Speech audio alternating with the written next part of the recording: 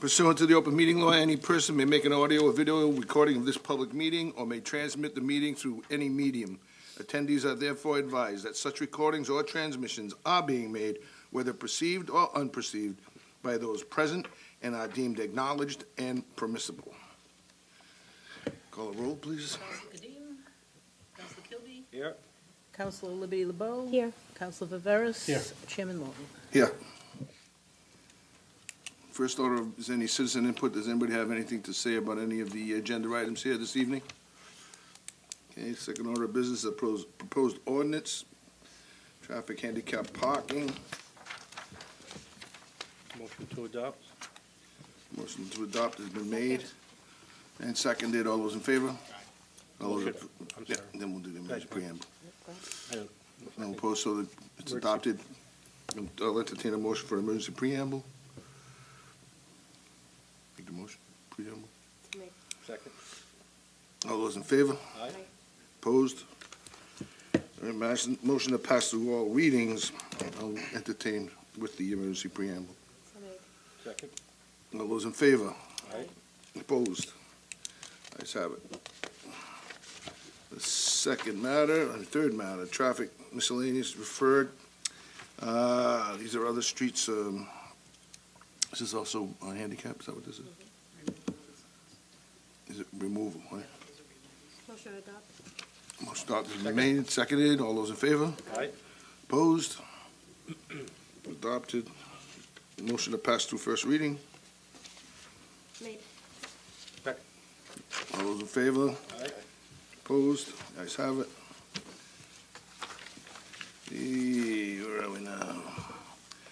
Fourth matter is a salary accreditation of the police department accreditation coordinator. This is just to change the salary. Chief DePaz here, something you want to say on this?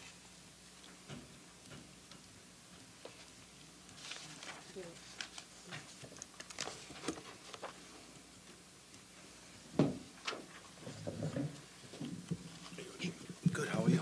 Good evening. I don't know if there's any questions on the request. Basically, I made the request because, for two reasons. One is there were a bunch of changes that were made to salaries, changing them from a defined amount to a not-to-exceed amount, and this one was missed. So the current salary for this is at the cap of the individual that's holding the position right now.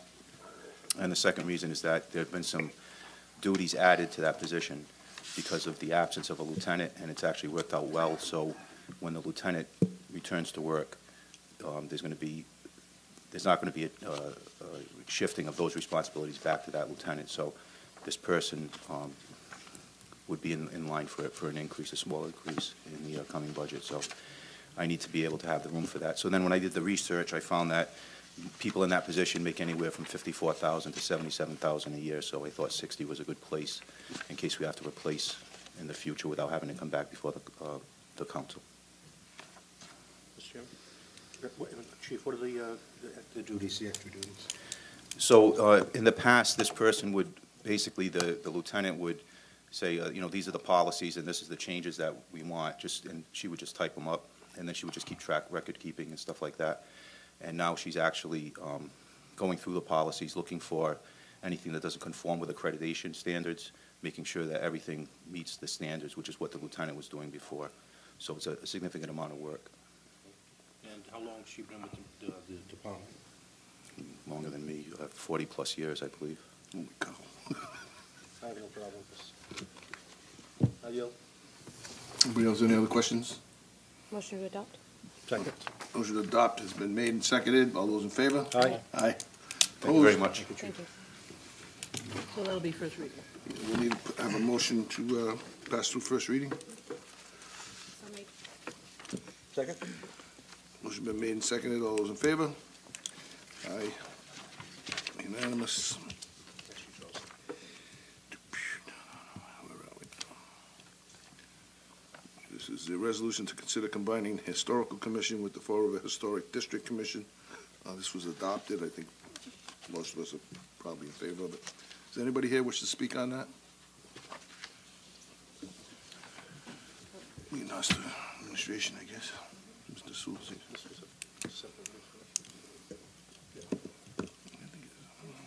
Just state your name and address for the record. Richard Mancini, 243 French Street in Fall River. I'm a Historic Commission member. I'm representing the chair lady at this point. She's got another commitment. She had called to ask me to make sure this was on there, so I wanted to... She did? Yeah. Well, I guess the only thing I can enunciate here is that we have a charter that requires that you don't have two positions, so we have the Historic Commission and we have the Historic District Commission. In order to eliminate that problem, we're going to merge the two commissions together, and that's what we're trying to do. Both commissions, for the most part, the commissioners on the Historic Commission are part of the Historic District Commission, with the exception of one member. But the majority of the members are all in conforming with this one particular commission. The benefit of that, too, is it gives uniformity to the Historic Commission and what it does. It allows one group of people. We don't have two groups making different decisions on the same items or on the same situation. So it makes really good sense to put it together. Motion to adopt. No, I think... Oh, sorry. A question for the administrator, Ms. Viveras. Is there any reason that we're required to have both of these? Council, we were originally, this was set up when we were forming the Lower Highlands has a special historic district area, and we were required to have this committee. But since that time, we have identified other communities that allow their historic commission to perform these services. So we couldn't find any necessity to have two separate commissions. You're just effectively allowing the historical commission to provide any services that might be required. And this historic district committee was much more active when we were going through the process of creating the Lower Highlands Historic District. But that's in place now, and whatever activities ongoing could certainly be handled by the Historical Commission. What kind of motion you want? Yield. So it says here in the resolution that we get together to consider combining. So we need to put together an ordinance, I guess, to name the Historic District Commission? We could do that, or you could simply Combine the duties. combine, the duties of the two. But we could certainly draft the ordinance change that would be necessary to actually codify it, so. You may need assistance from Corporation Council, because one is mandated by state law. Correct, yes. We'd have to make sure that those responsibilities were incorporated and provided to the Historical Commission to. Are we able to complete that task here at this committee tonight? I don't think the judges had sufficient Yeah. time to review that matter, so. Would that have to come before us again, and then we'd have to send it up to the council, or can we send it directly to the council?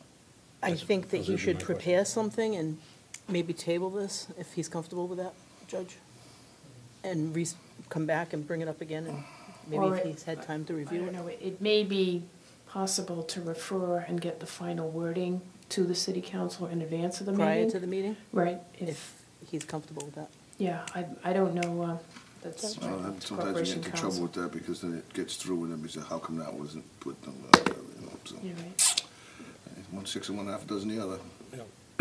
No, we just state the numbers, item number 6 and number 7 is similar, in a sense You may wanna have the judge that put all it on three this. basically, I think we should consistently, if they're adopted, to either follow All right, through Judge, what could Mr. Vera you said. come join us at the table for a minute?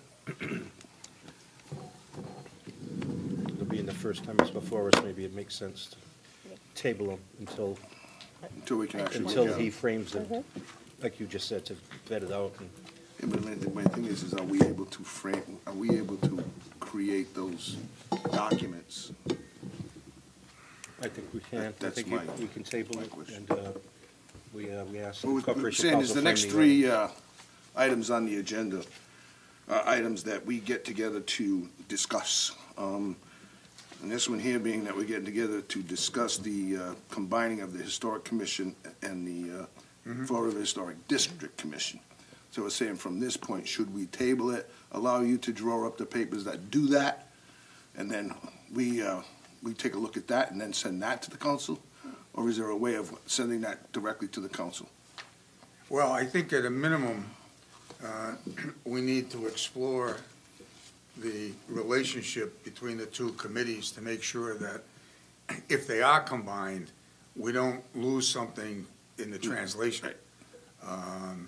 So I think probably, unless somebody else has a different idea, I would table it in this committee so that we can have some informal discussions among all the affected parties, flesh out, Any issues? hopefully, that the combining of the two commissions won't exclude us from doing certain things, that the combined authority will be appropriate, and that it won't be a situation, well, now they can't do this because the Historic District Commission could do this, but, so, my suggestion would be, at this point, to leave it here and you know, give it to everybody, I guess, including me, to have further discussions as to how it would work. Then bring it back to you, hopefully with a recommendation of how it will work, and hopefully not with a recommendation that, you know, we talk to the state people and they say, no, you absolutely have to have two. I don't think that's the case,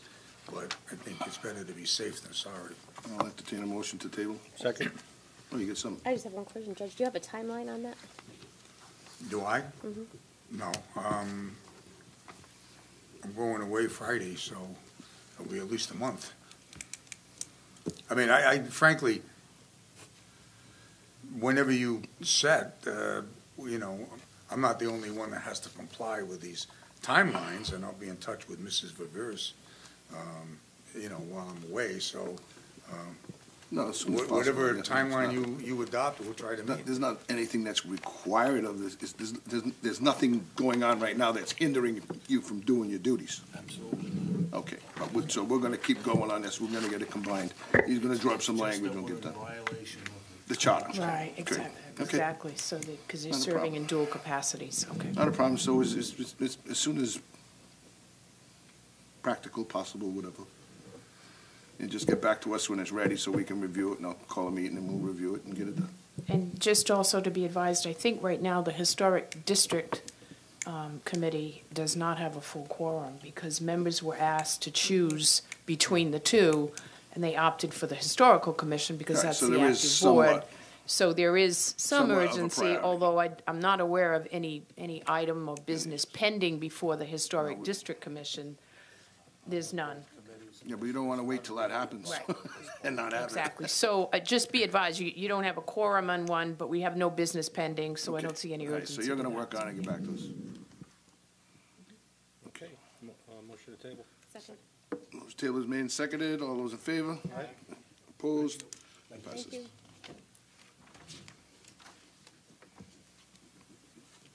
Next item is, this is the resolution of the constable applications denied by the mayor may be overridden by a two-thirds majority vote of the council.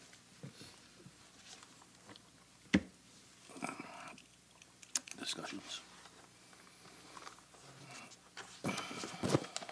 If this, yeah, just a general question, if this is adopted and, you know, it seems simple enough to change the language, or add the language to our ordinances, could this be applied retroactively to the issue about? First of all, no, it couldn't be applied retroactively, but I don't think you can do it. Constables are created, or were created, by state statute.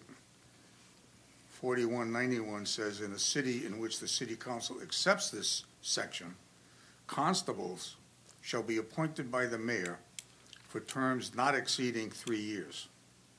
The mayor may, with the consent of the Board of Aldermen, reads council, remove a constable from office for gross misconduct. So the statutory scheme is that it's a mayor's appointment. It can not exceed 3 years. Reappointment or not is the mayor's discretion. However, if a mayor, and this may be part of what the council is trying to accomplish, wants to remove a constable during the 3 years, he can only do so with the consent of the council. So I don't think that you can. That's only during an active term, though. Excuse me? It's only during an Yes. active term. Yeah, and I don't think the statute permits I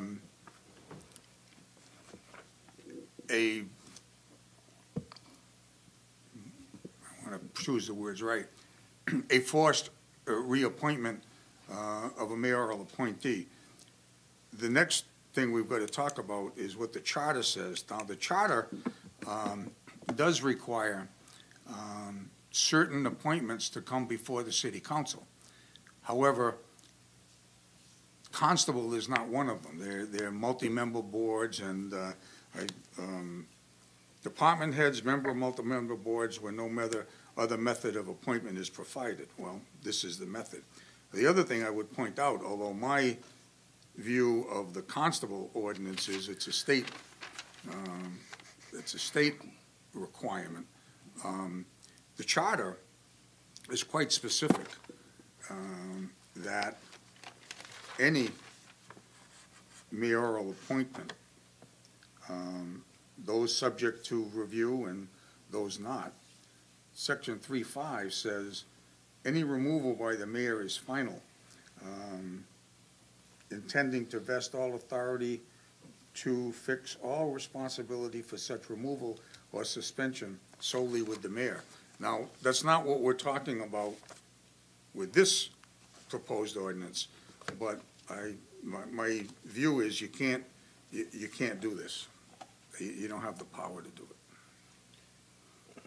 I'd be interested in getting another opinion, if we want to send a letter from the Attorney General. That'd be fine with that. Yeah. My question is maybe we can't do, but if we, how would we change it so we could do it? We'd have to change state law. We'd have to change state law if we wanted to have the power to do what I this resolution believe does. that the proposed ordinance would be a change in the state statute that specifies the appointment of constables, the term of the constables, and how they can be removed. Right. That the reappointment is discretionary. On the part of the mayor, and that's by state law, not Yeah. by ordinance. That's what I say. So what we're gonna get is it's state law the way we're looking at it. If we need to change it, we have to change the state law. At least that's what, Well, maybe that's probably the opinion we'll get back. all right. So can we Right. send a I think letter it's for an opinion on, A simple request. from the Attorney General at the request of the Ordinance Committee, Ordinance Legislation, just so we. Send a letter to the Attorney General requesting an opinion on this matter? Yes. So let me just say one Oh, other. you can send it for us, right? You can draft I'm that. not gonna send it. I have my opinion. We're asking for a second opinion. Let's do it this way. Ask me to ask the Attorney General, and I'll send it up We're asking you to ask the Attorney General and to send it up. in writing. The other thing I want to point out is this. Over the past week, I've become more familiar with the ACLU than I need, but one of the individuals involved in this has talked about bringing an action through the ACLU. So I think the less public comment we make, the better. I'll do what you ask me to do. Okay, thank you, Your Honor. Oh, I didn't know that, so that would be wise too. Okay. So you Yeah, motion- I'm sorry. I don't know if that's actually been done, but I've heard the same. We made a request to rumblings, so. the Corporation Council I heard the same to information, request yeah. an opinion from the Attorney General. So you want to send a letter to Corporation Council requesting that he do this? That That's- would be your motion? As to whether we can take action according to what this resolution states or we can't. Whether the Attorney General is going to support Councilor Macy's opinion or Yeah, just render give it another up and we'll opinion. figure that out. It's not, we're actually asking. Just him to asking, ask that. that's all. That's all. Okay, but we need I want the so that's opinion, the because motion. I think if we're gonna change it, we can Motion change to it. table? I think this is the motion to table, Well, so we have a motion to send a letter never request. to Corporation Council requesting that he investigate this with the Attorney General. Made by Yes. Councilor Kilby. Are you seconding? Second. Okay. All those in favor, I guess. Aye. Now, do you want to table the resolution? Second? I'm gonna make a motion first before you Yeah. second it. Motion to table. I'm sorry. I Table thought- is second by Councilor Kilby. All in favor? Aye. Aye. Aye.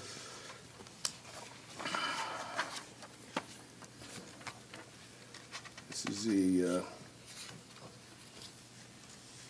this is basically almost on the same level as the last resolution. This is a resolution from Councilor LeBeau and Councilor Kadim, talking about the recent removal of Committee Vice Chair Mark Costa and School Committee Paul Coogan from the Durfee Building Oversight Committee. And again, it's who's got the power to appoint, who's got the power to, and basically it's looking at that any appointments or removals to boards and committees which have policy-making or fiduciary responsibilities will now require a ratification vote of the City Council to ensure fair and just actions are being taken. In your opinion, is that? Well, I'll restate it because it's a little different than the constable's opinion. Section 3.3 of the charter already requires that the mayor shall appoint, subject to review by the city council, all department heads and members of multiple member bodies for whom no other method of appointment or selection is provided by the charter. So the first part of the resolution seems to me to already be in the charter. Now, whether or not a board is a policy-making or fiduciary board as opposed to a multiple-member board, I think we'd probably have to go through each and every board. But as I go through it, the council has the power to approve or not approve just about any appointment. All the department heads, all the board members, just pick one off the top of my head. If I do the library board, I assume they have some fiduciary responsibility, the park board. So the first part of the resolution that the require a vote of the city council is already in there. It's in section 3.3, and I don't know, frankly, that there is a distinction between the multiple member boards and policy making or fiduciary responsibilities, but such an ordinance would actually vary the charter, and I don't think you can do that. Now, with respect to the removal, that's, I don't think, subject to much interpretation. The charter, and one of the areas where it's quite clear, I'll read to you, Section 3.5, unless some other procedure is specified in a collective bargaining agreement or by a civil service law, the mayor may, in writing, remove or suspend any city officer, head of any city agency or department appointed by the mayor by filing a statement with the city clerk setting forth the reasons for the removal of the suspension. Copy shall be sent. The key part of this, and I just want to reemphasize because I know I've had my disagreements from time to time with what the charter says and how it says it, but this seems to me to be quite clear.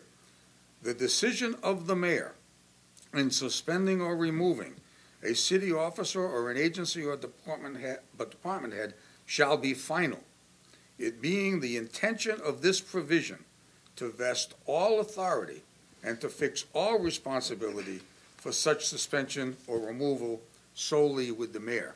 So I don't think you can don't think you can vary the charter by an ordinance. I would also point out that there is a task force or a charter committee looking at revising the ordinances to conform with the charter, and whether there should have been the charter to conform with the ordinances or not, that's not the way it is. So I think the first half of the resolution you already have, and the second half of the resolution, which is that? That's how we get appointed, MSBA. Well, I mean, if it's a multiple-member board, they can weigh in. If I could just perhaps interject. These particular ones are a little bit different because MSBA, the Massachusetts School Building Authority, actually maps out how the members need to be appointed to that committee. I didn't read your cheat, read your notes. No, but you're gonna right. ask that But same I'm saying this is even falling into a different realm. So I think if you were going to do anything, MSBA, I guess, would have to So be. School Construction Oversight Committees. Exactly. They- The mayor is They wanna charged place with something. making those committee appointments, yeah. So if there were to be any deviation, in this particular case, MSBA has mapped out how these things need to happen. So. Council LeBeau? Can we see that? Is that the Oh, no, wording this is from just it? your ordinance. I was just, Oh. we checked on how we did check to see how these individuals are appointed. And again, MSBA is very clear in how members are appointed to serve on that committee, that oversight committee. And it is the mayor that makes the appointments. Are they very clear in terms of how they can be removed? Not Or do that, they- I haven't looked at it specifically. I'm just letting you know, Counselor, that MSBA is also, just as previously your constable, you had Massachusetts general law. In this particular case, you're in compliance, or you need to be in compliance with the Massachusetts School Building Authority regarding the assignment, appointment, composition of that particular committee. So you, There are a number of boards that are specified as to how they get appointed by statute. Housing Authority, Redevelopment Authority, but those appointments come before this council. So that's what I mean by the first half is there. The second half, either if they are statutorily created, would be by the statute, but anything that we control, the charter is quite clear. Unless some other procedure is specified, the mayor may in writing do it. And this frankly surprised me that it was the language, the last sentence is so strong. But it says what it says, and I didn't write it.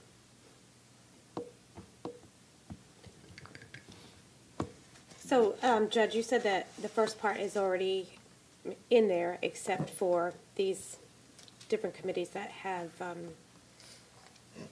mapped out their way. One of the curtailments, if that's what you want to call it, of mayoral authority under the Form A charter that we used to have called the strong mayor, was there were certain checkoffs on appointments. Under the Plan A charter, mayor appointed, that was it. Under this charter, the current charter, the council has input into the appointments.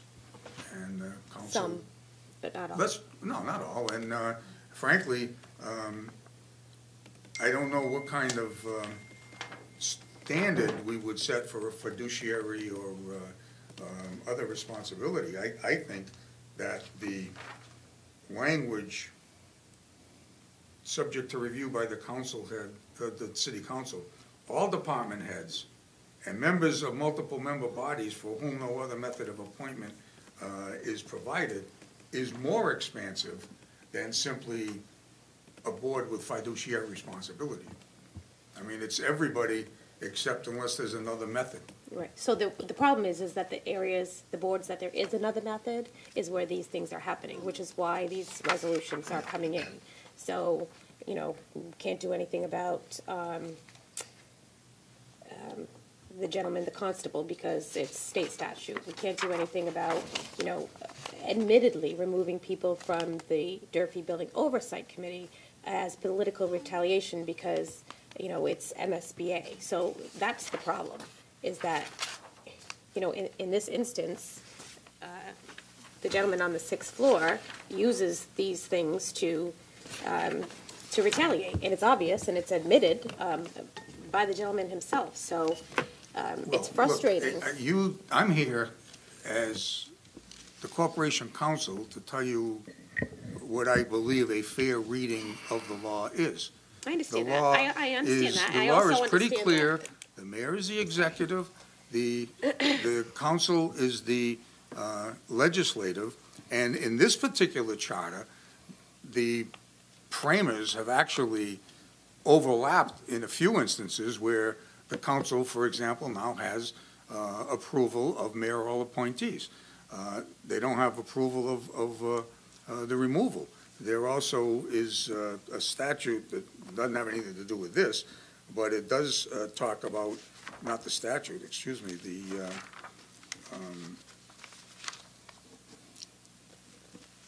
charter does reserve to the council may employ its own staff without anybody's oversight. But it does say that the council, and it also says it about the school committee, can't order employees to do anything, except for employees appointed in accordance with city council or any member of the city council shall not give orders or directions to any employee of the city, either publicly or privately. So the framework that we govern by is what I'm reading to you. If people have disagreements with how it's enforced, well, that's, I suppose, Enforced fair. and interpreted, I think, because people have different interpretations of it. I would like to ask that the clerk send a letter to MSBA to see if there's anything that we can do about the removals. Second. We don't have to take that under a motion, that's just a request, right? You need a motion for a letter. Okay, so you're making a motion to Motion. send, And that letter will come from the council, come from the council or from the committee? From the committee. from the committee, I'm sorry. Motion made, second? Yep. All those in favor? All right, Aye. motion to table? Opposed? Motion to table? Second. Second. Motion to table, made and seconded, all those in favor? Aye. Aye. Opposed? I didn't Thank read you, your Judge. notes. I didn't read your notes. The eighth, street opening request for pavement less than 5 years old, 471 Center Street, was referred on February 5th.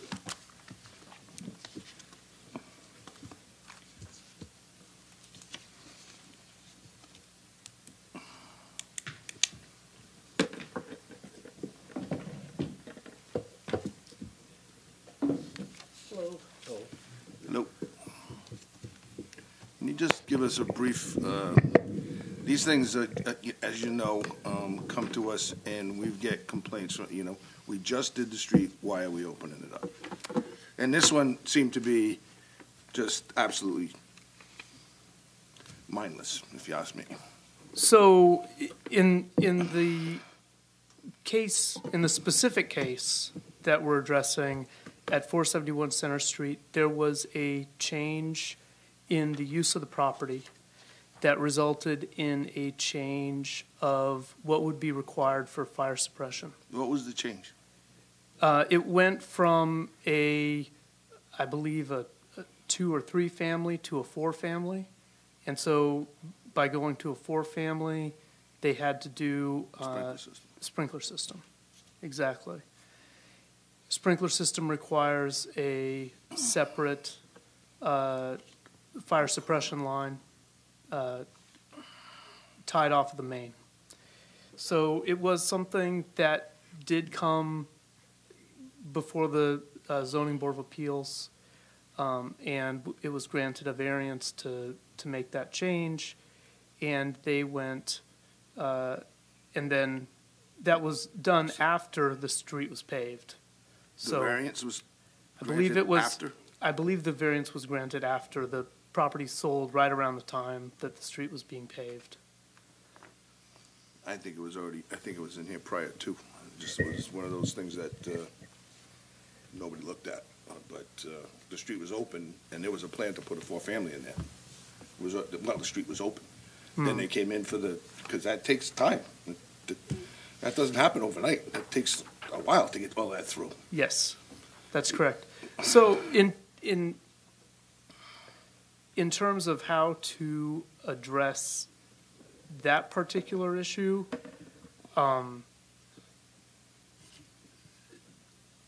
there isn't, in terms of changing the ordinance to be more restrictive, there isn't necessarily anything that you need to do now in terms of treatment or anything else, because the city council approves these openings and has the power to put its own restrictions on them, on each of those openings. One thing that could be done would be to assess a fee for a street opening under 5 years that would be commensurate with the amount of disturbance in the road. That, for example, as an estimate, I might use $200 per linear foot of road as a basis for budgeting what it would cost to repave a road. So if you were to go for if you were opening up a road for a certain width of trench, then you'd be talking about, if you're doing 2 trenches, one for sewer, one for water, they're 10 feet apart, 2 feet to the outside, you're talking about $2,800 for a fee that council would have you could put something like that into ordinance, and it would be a negative inducement to people choosing to make those kinds of choices. However, with that said, those costs will inevitably get directly passed back to the property owner. Oh, no doubt. But, yeah, we have ordinance, I'll let Councilor Bo speak. I just have a couple questions. So this came to us from February 5th, but it was also in Public Works and Transportation on the 18th. It's still in that committee? It's still in that committee? Or was it approved in that committee? Do you know what happened in that committee? The Committee on Public Works and Transportation referred it to the Ordinance Committee because I believe there was a question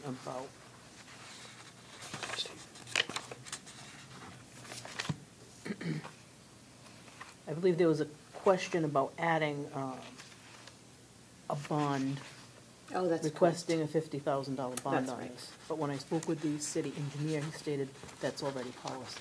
Okay, so then my other question is, and I had read through all of the conditions on how they need to put everything back. Are these standard for any road opening? No, not for any road opening. They're standard, these are special conditions that are for opening a 5-year street. I'm sorry, that's in what particular. 5 years or less. Yeah. Okay, and then who follows up that all of these are done? The city inspector will follow up on those and do those inspections. So from here, do we need to, this was just sent here for the bond, correct? Well, to discuss it, but actually the person has not received approval on their request to open the street. So, Because the entire item was forwarded to the ordinance committee. so what, do they need approval from the full council? They will need approval from the full council, yes. To open it. This request needs to go back to the full council if you intend to approve it, so that the person can proceed. Okay. I yield. Would it make any difference in the future to have these approvals come before the city council, before the planning board? You have to send it back to them anyways. You know, if it In went an to the- it went ideal- to the planning board first, Right. right? But did they condition their vote on our approval? I don't know if I'm making sense here. If you follow what I'm saying. I'm not sure that they took into consideration that the street was in the process of being paved when they were looking at it, and that was open actually for quite a long time because there were some existing natural gas trenches that had to get resolved in terms of patching, and so that street was open for an extended period of time. I don't know that requiring because what you're really talking about is you're talking about a land use issue being required to go in front of council before they're even able to address whether or not a variance would be appropriate. It's a little convoluted. My big question on this is, we go through all this stuff, okay? Okay, we approve it, they go in, they do what they gotta do, and the road fails. That thing sinks and drops down another, what do we do then? Tell me. Because I don't know of anybody, if you could tell me, I wanna know if we've gone against any of these contractors and said, hey. We don't go against their bonds, but we do inspect, so our current standard, this is another thing that could be addressed in ordinance, since we're here. The current standard that we have is that a drain layer owns their trench for 2 years. We go out and generally check all the outstanding 2-year trenches for their condition. And if there's a failure, we get on the drain layer and they're required to make a repair. Repair to the repair, that's what you said. Yes. This is the stuff that drives me bananas. Now, the other thing that we could do is we could add language that states that the drain layer will own the trench until the street is out of moratorium. So then they'd own it up to 5 years and throughout that period. I'm saying we could do it 10 years. When's the last time we went against them and said, it's not good enough? We've never done it. Nobody's, we go back and talk to drain layers all the time and tell them that it's not. I'm telling our streets are a mess, and most of those messes are from where they opened up the road, and they're not fixed. So I don't know what you're talking about. I'm looking at what I see, and you're telling me that we get after them and they go back and they fix them. I drive around the city every day, and I don't know what you're talking about because I don't see it. I may be wrong. I don't see it. And the second piece is I've sat on this committee now for 3 years, and my biggest thing, I've talked with the judge on this, is we go through this thing about ordinances, and then where is the enforcement? When do we sit and say, okay, who's enforcing these ordinances? Because I'm telling you, we've got ordinances that have been there forever, litter ordinances, all kinds of different things. Where is it? Where are they being enforced? Because the way I see it, they're not. And I'd like to see where they are. I'd like to see the last time we got a contractor or we got somebody because they did faulty workmanship because it wasn't up to snuff. And you're telling me we don't do that. I'm like, so then why do we require the bonds? Why do we require everything if we don't go against them? That's what I don't understand.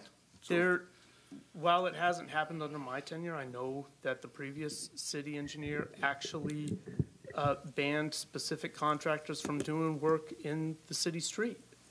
Are there contractors right now that are banned from doing work in the city of Fall River? Do you have a list of banned contractors in the city of Fall River? I know of the contractor, and I don't want to speak to specific names. No, I don't want you to speak his name. I'm asking you, do you have a list? But I know of a contractor that was previously denied, and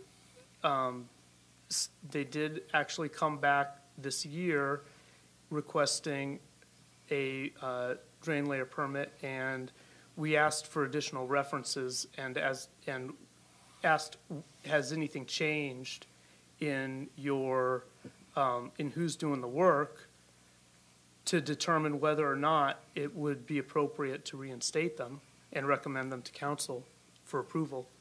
And? I haven't seen anything back from them. Does anybody have anything else to add to this? Because this is crazy. You summed it up. I mean, we can't, we're sitting here right now. What I would say is we've got a building out there that the person has been approved for all the building permits. He's got an apartment sitting there, which is the 4th unit in his 3-unit building, right? Mm-hmm. All ready to go, but he can't rent that right now. He did all the work, put all the money out, everything's out there. Okay, and all he's looking for, he needs to get the water into the building. And we're sitting there going like, okay, we granted all the other permits. What are we going to say? No, you can't have it now? We're supposed to say, no, you can't get the pipe in there for the sprinkler system? That's where we're at right now, correct?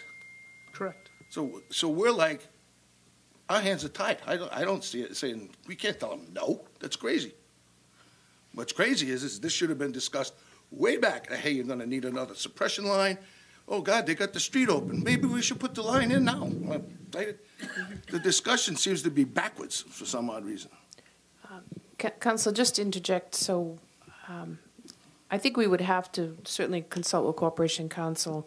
I don't know what kind of influence and/or direction, I should say, that we can give to the Zoning Board of Appeals regarding these kinds of circumstances. But we have a process in place for larger developments. It's all called site review, whereas what happens is when something comes before them, it gets routed to all of the inspectional divisions to say, are you okay with this proposed development? And perhaps if a variance request was routed, as you're suggesting, prior to the grantance of the variance, this would have been identified. The engineer would have looked at the address and said, wait a minute, we just paved this street. And the fire department would have come in and said, wait a minute, if you're going to add 4, you're going to have to do fire suppression.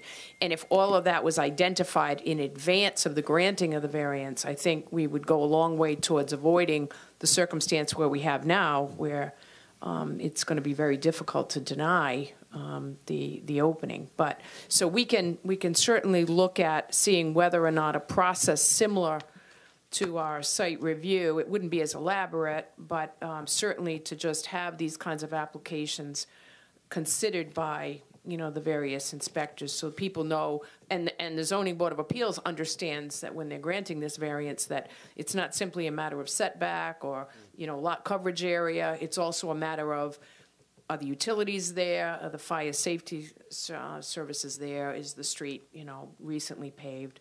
So we can certainly look at whether or not we have and again, that's where Corporation Council comes in. I don't know if we can require the Zoning Board of Appeals because their responsibilities are set out, in terms of what they can do. But we can certainly look at whether or not that kind of a policy directive could be suggested and/or enforceable regarding these variances prior to the issuance, as opposed to after the fact.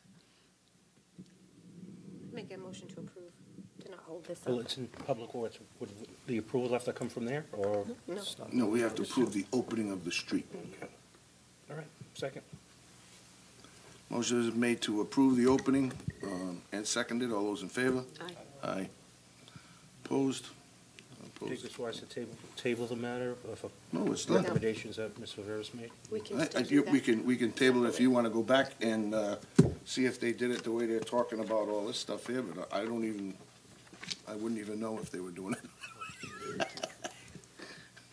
But my biggest thing with this is, it's just, we go through this kabuki dance of ordinances and trying to get everything, and then when it really comes down to it, it's either we don't have enough people on the other side for the enforcement piece, or we don't have enough people that are doing the inspections, or we don't, because it's the after effects, and it seems that ball just gets dropped. It's certainly challenging, but I can tell you that with, so Liberty Utilities is for better or worse, sometimes a punching bag in this chamber. But they're in the street a lot. Who's the punching bag?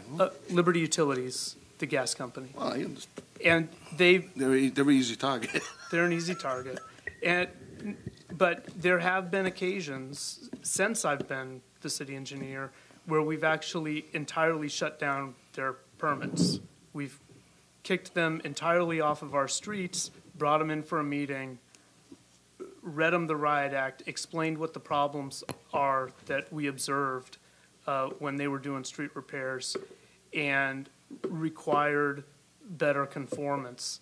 And as part of that, their response of late has been more favorable. They added a position that's specifically dedicated to street repair. So not just the gas line installations, but actual repair of the pavement, and somebody that's dedicated to that work. And they've also changed their practice in terms of how they do their final repair. So we are seeing improvements in one of the heaviest obviously drain layers and uses of our rights-of-way that in one of those heaviest users that they've made big improvements. There was when it comes to the smaller individual drain layers that generally just do individual connections, water line and sewer connections. There was, on more than one occasion, we've called them out in the field. In one case, they had left a temporary patch, I believe it was in Oak Grove Avenue, where the surface was just gravel. And I don't know if we actually had a motorcycle slide on it because it was right at a curve as well, but we got that call at about 6 in the morning, and we had him out there and repairing the patch with approved material. So we are on top of it to the best of our ability. In support of what you're saying, I've had many conversations with Mr. Carey, who's, I don't know his exact job title, but they're making some internal changes with regard to banning contractors, and so they are making efforts to try to, terminate relationships with some of the bad ones. So I just want to. I get it, and it's. That isn't to say it's not frustrating when. Oh, it is frustrating, and I know there's a lot of other little things that have happened here, and I don't want to prolong this discussion, but I know that Liberty Utilities used to hire local contractors, and then they got away from that. They got rid of some of the local contractors because they got some other guy from out of town, and he was doing subpar work, and coming in and doing it, and we don't really have any control of it, but we do, and that where we do is prior to. Is issuing the permits and making sure and letting them know that it's going to be repaired proper, and we need to do it the right way because our streets are in horrible conditions. And it seems like the streets that are in the worst conditions is you can see prior work that was done to that street, and that's where it fails. It fails right where they opened it up, and the rest of the street seems to be quite fine. But wherever they open it up, whether it's a trench, whether it's a box, whatever it is, that's where it fails. So, motion to approve. Yeah, we already did that, didn't we? Yeah, we did. That's fine. Thank you for coming. I think we could do we approved that, right? We're done with that? So we're adjourned? Motion adjourned. Motion to adjourn is made and seconded. This meeting is now adjourned. Thank you.